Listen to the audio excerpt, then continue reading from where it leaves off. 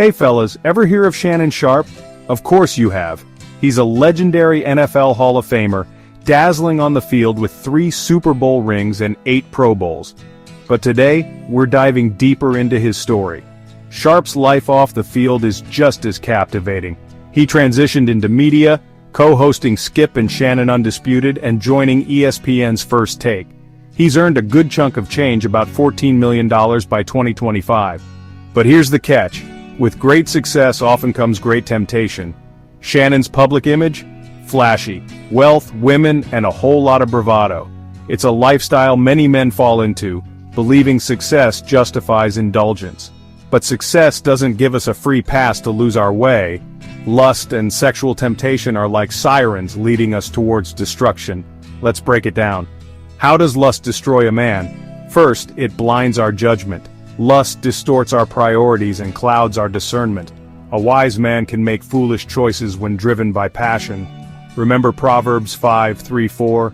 For the lips of a strange woman drop as a honeycomb, and her mouth is smoother than oil. But her end is bitter as wormwood, sharp as a two-edged sword. Second, it drains our strength. Sexual sin is more than spiritual, it hits us physically, emotionally, and mentally.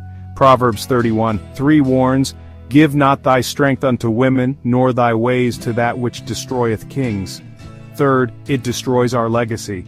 Adultery can tear families apart, lose respect, and stain our name. The legacy we've built can crumble from one moment of weakness. Reflect on Proverbs 6:27. Can a man take fire in his bosom and his clothes not be burned?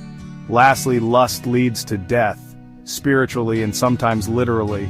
It's a trap, and while consequences may not be immediate, they're inevitable. Proverbs 7:27 tells it straight. Her house is the way to hell, going down to the chambers of death. But here's the good news, there's a way out. First, fear the Lord. A man who fears God lives cautiously. Proverbs 9:10 says, The fear of the Lord is the beginning of wisdom. Second, guard your eyes and mind. What we see affects our desires. Job 31:1 says, I made a covenant with mine eyes.